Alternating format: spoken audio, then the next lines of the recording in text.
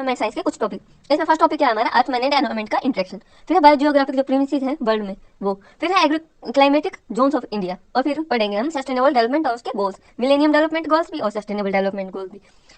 फिर है अब हम स्टार्ट करते हैं अपना first topic, interaction between earth, man and environment. ये क्या होता है, ये complex relationship between human, the planet we inhabit and the natural resources that support life on the earth. ये क्या है, कॉम्प्लेक्स रिलेशनशिप है ह्यूमन का और जिस प्लेनेट में हमें रहते हैं, मतलब कि जो इंसान रहते हैं वहाँ पे उनका हैबिटेट कैसा है, और जो नेचुरल रिसोर्सेज हैं जो कि अर्थ पे जो लाइफ है उसको सपोर्ट करते हैं, इनके बीच के रिलेशनशिप को क्या कहते हैं, interaction between earth, man and environment.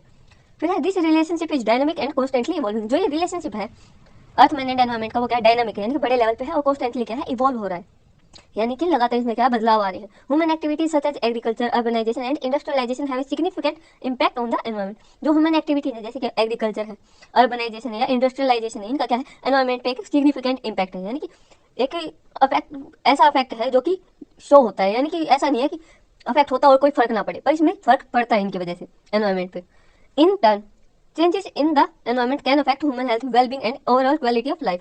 इसमें क्या है, जैसे ह्यूमन एक्टिविटीज की वजह से क्या एनवायरमेंट अफेक्ट होता है, और एनवायरमेंट जब बदलता है यानी कि उसमें जो चेंज आते हैं तो उस वजह से क्या है, ह्यूमन हेल्थ पे, ह्यूमन की जो वेलबींग है और जो उनकी क्वालिटी ऑफ लाइफ है वो क्या है, अफेक्ट होती है। जैसे कि एनवायरमेंट है, अगर उसमें नेगेटिव अफेक्ट आ रही है ह्यूमन एक्टिविटीज की वजह से, तो क्या होगा कि जो एनवायरमेंट है वो क्या है, ह्यूमन की जो लाइफ है और अदर लिविंग ऑर्गेनिजम्स की लाइफ है उसको भी नेगेटिव अफेक्ट डालेगा। अब हम पढ़ेंगे biogeographic provinces of the world. ये क्या है, biogeographic provinces refer to the large regions of the earth's surface that are defined by the unique combination of plant, animal and other living organisms। Biogeographic provinces वो large regions है earth के जहाँ पे क्या है कि यूनिक कॉम्बिनेशन होता है किसका, प्लांट का, एनिमल्स का और अदर लिविंग ऑर्गेनिजम्स का। फिर है these provinces are based on factors such as climate, geology and evolutionary history. जो प्रोविंसेस है बायोजियोग्राफिक प्रोविंसेस, ये क्या है, तो कुछ फैक्टर्स के ऊपर डिपेंड करते हैं, जैसे कि वहाँ का क्लाइमेट कैसा है, वहाँ की जियोलॉजी कैसी है, इवोल्यूशन हिस्ट्री कैसी है वहाँ की। इसमें क्या है, there are 6 major biogeographic provinces of the world. जो पूरे वर्ल्ड में क्या है, 6 बड़े बायोजियोग्राफिक प्रोविंसेस हैं। इनके नाम क्या है, नियार्कटिक, नियोट्रॉपिकल, पैलियार्कटिक, एफ्रोट्रॉपिकल, इंडोमालियन एंड ऑस्ट्रेलेशियन। ये क्या है, बायोजियोग्राफिक प्रोविंसेस है। अब हम पढ़ेंगे agroclimatic zones of India. Agroclimatic zones in India क्या होते हैं, refers to region of the country that have similar climatic condition which are stable for growing specific crop. Agroclimatic zones वो रीजन होते हैं कंट्री के जहाँ पे क्या है, क्लाइमेटिक कंडीशन क्या है, सिमिलर होती है और स्टेबल होते हैं किसके लिए, स्पेसिफिक क्रॉप को ग्रो करने के लिए। These zones are defined based on factors such as temperature, rainfall and soil type. जो ये जोन्स है इनको क्या है, डिफाइन किया जाता है, मतलब इनके बारे में बताया जाता है किसके बेसिस पे, वहाँ का टेम्परेचर कैसा है, रेनफॉल कैसी है, या सोइल की टाइप कैसी है वहाँ पे। जैसे कि ब्लैक सोइल है वो क्या है, जो कपास होती है उसको उगाने के लिए अच्छी होती है, तो वहाँ पे जैसे कि कौन से एरिया में वो क्रॉप उग सकती है, तो ये इस तरह से उस एरिया को हम क्या है, एक तरह से जोन कहते हैं। इसी तरह जो ये जोन है वो क्या है, टेम्परेचर, वहाँ का टेम्परेचर कैसा है, रेनफॉल है, सोइल टाइप, उनके ऊपर डिपेंड होते हैं। फिर है there are 15 agroclimatic zones in India. India में क्या है, 15 एग्रोक्लाइमेटिक जोन्स हैं। इसमें ये कौन से हैं, जैसे कि वेस्टर्न हिमालयन रीजन है, लोअर गैंगेटिक प्लेन्स हैं, अपर गैंगेटिक प्लेन्स हैं, ईस्टर्न प्लेटू एंड हिल्स हैं। फिर है ये जो भी इसमें यहाँ पे लिखे हुए हैं क्या है, सभी एग्रोक्लाइमेटिक जोन्स हैं, आप पढ़ लेना इनको। और ये क्या है कि टेम्परेचर है, जो रेनफॉल है या सोइल टाइप है यहाँ इन एरियाज का, उसी के बेसिस पे इनका क्या है, अलग अलग नाम रखा गया है। और वहाँ पे जो क्रॉप वगैरह है वो भी अलग अलग तरीके की मिलती है। ऐसा नहीं है कि हिमालयन रीजन में जो क्रॉप उगती है वो लोअर गैंगेटिक प्लेन्स में भी उगती हो, वो डिफरेंट डिफरेंट एक तरह से वहाँ पे क्या है, फ्लोरा फोना मिलेंगे इनमें।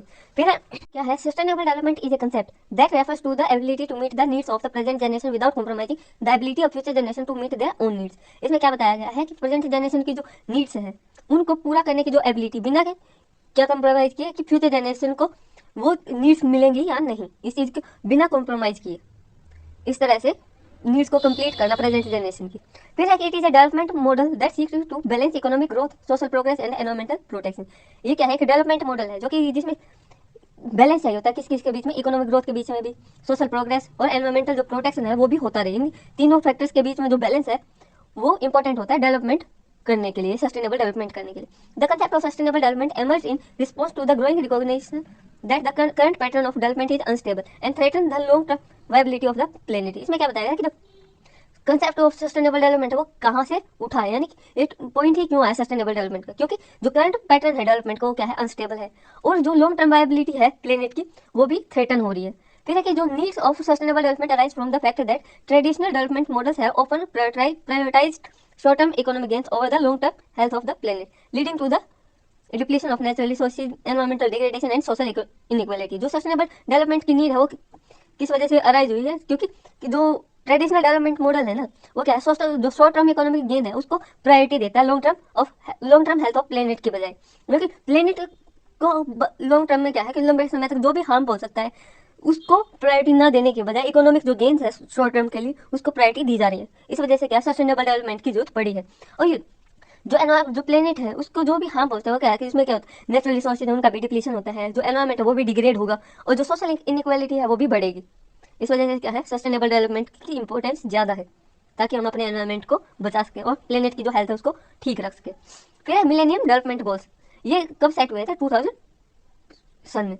वह मिलेनियम डेवलपमेंट गोल्स क्या है? A set of 8 global development targets agreed upon by the world leader in 2000। 2000 में क्या है, जो वर्ल्ड के जो लीडर्स हैं उनके द्वारा 8 डेवलपमेंट गोल टारगेट सेट किए गए थे। इन्हें क्या कहा गया? Millennium development goals. इसमें क्या है कि जो एम क्या था इसका, कि the aim of eradicating extreme poverty and improving social and economic condition in development countries. इसका एम था कि जो पॉवर्टी है उसको कम करना, जो सोशल और इकोनॉमिक कंडीशन है डेवलपिंग जो कंट्रीज हैं उनकी, वो क्या है, इंप्रूव करना। फिर क्या है, the MDGs had a target deadline of 2015। जो एमडीजीज थी इनकी टारगेट डेडलाइन कब तक थी? 2015 तक। फिर क्या है, जो ये गोल्स कौन से थे? फर्स्ट क्या था? Eradicate extreme poverty and hunger. इसमें क्या था, this goal aims to reduce the number of people living in extreme poverty and to ensure that everyone has access to adequate food and clean water। इसमें क्या बताया गया कि ना उन लोगों के नंबर को कम करना जो कि बहुत ज़्यादा गरीबी में रह रहे हैं, और ये इंश्योर करना कि उन्हें फूड और क्लीन वाटर मिल रहा है। फिर है अचीव यूनिवर्सल प्राइमरी एजुकेशन। ये क्या है? सेकंड गोल है। इसमें क्या बताया गया था कि जो every child to ensure that every child regardless of gender और economic status has access to education. इसमें बताया गया कि हर बच्चे को क्या है, बिना जेंडर देखे, बिना उनका इकोनॉमिक स्टेटस देखे उनको एजुकेशन प्रोवाइड करना। फिर थर्ड, इसमें क्या था? Promote gender equality and empower women. इसका एम था कि eliminate gender disparities in education and in political and economic participation. कि जो जेंडर जो डिस्पैरिटीज होती है या जेंडर इनइक्वालिटी होती है उसको क्या है, एलिमिनेट करना है, और वुमेन्स को क्या है, एम्पावर करना है। और कहाँ कहाँ, एजुकेशन सेक्टर में भी, पॉलिटिकल और इकोनॉमिक पार्टिसिपेशन में भी हर जगह क्या है, वुमेन्स को क्या पार्टिसिपेशन करने का हक देना है। फिर है चाइल्ड मोर्टेलिटी। इसमें क्या बताया गया था कि जो चाइल्ड की जो डेथ होती है 5 की एज में, वो क्या है, उनको कम करना। फिर है improve maternal health. Improve maternal health में क्या है कि जो माँ है उसकी सेफ्टी का ध्यान में रखना। This goal aim to reduce maternal mortality by 3/4 and to ensure that all women have access to reproductive health services. यानी इसमें एम रखा गया था कि ये इंश्योर करना कि जो वुमेन्स हैं उनको रिप्रोडक्टिव हेल्थ सर्विसेज प्रोवाइड की जाए, सभी को असेस हो उनका, ताकि किसी भी वुमेन की मैटरनिटी के टाइम पे क्या है, डेथ ना हो। फिर combat HIV AIDS malaria and other disease. This goal aim to halt the spread of HIV, AIDS, malaria and other major disease and to provide access to treatment for those who need it। इसमें क्या था कि जो HIV AIDS है, malaria है या major disease जो फैल रही थी उनको कम करना, और क्या उनका जो ट्रीटमेंट है वो प्रोवाइड करना जितना ज़्यादा हो सके उतना, जो भी ज़रूरतमंद है उनके लिए। फिर एंश्योर एनवायरमेंटल सस्टेनेबिलिटी। इसमें क्या है, this goal aim to promote sustainable development practices and to ensure access to safe drinking water and basic sanitation.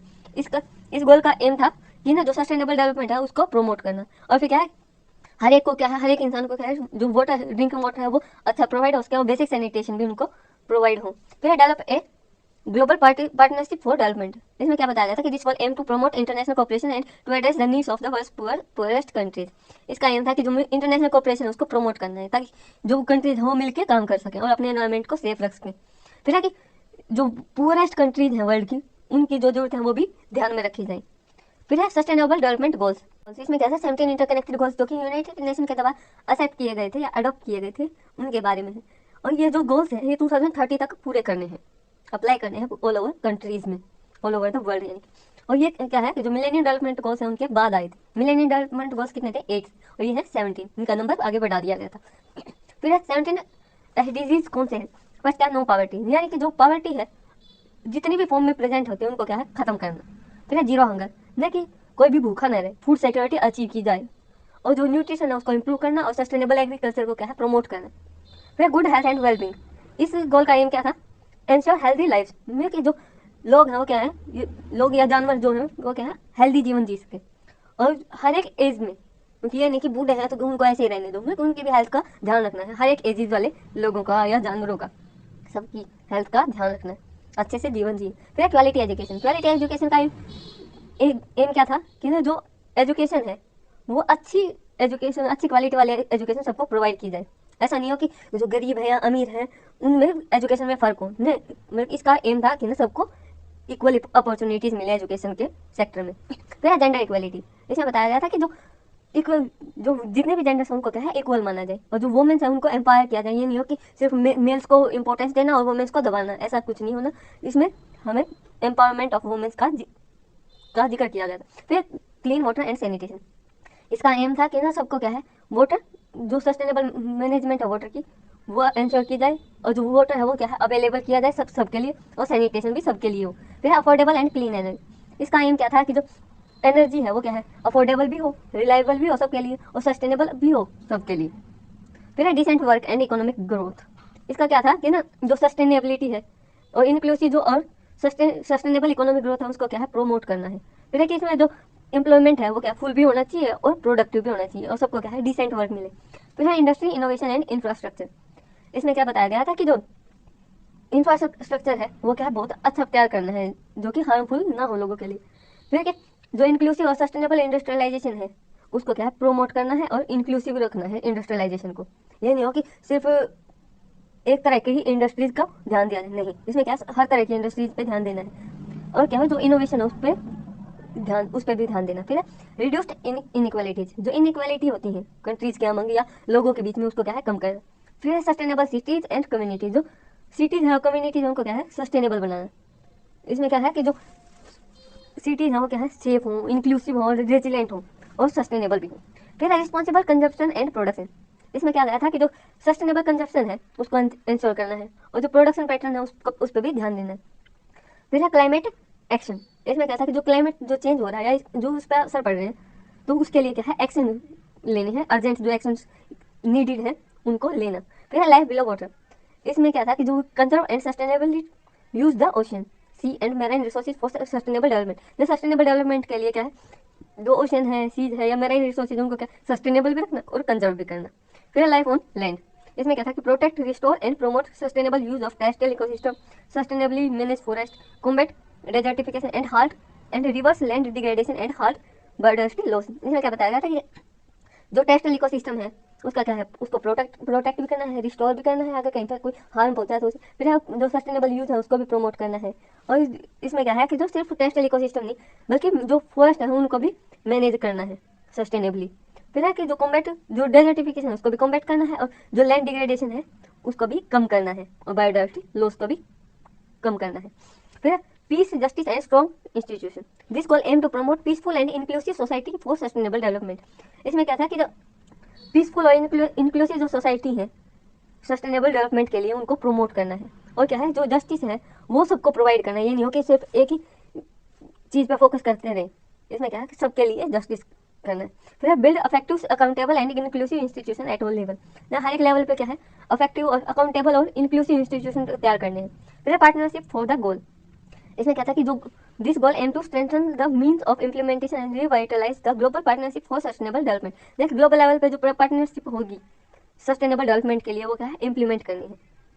और फिर क्या है this include promoting cooperation among government, civil society and private sector. इसमें क्या है कि जो कोऑपरेशन हो किस किस के बीच में होगा, गवर्नमेंट्स के बीच में भी, जो सिविल सोसाइटी और जो प्राइवेट सेक्टर है उनके सभी के बीच में। आज का हमारा टॉपिक हुआ है कंप्लीट। आई होप आपको समझ में आया होगा, समझ में आया तो लाइक करिएगा।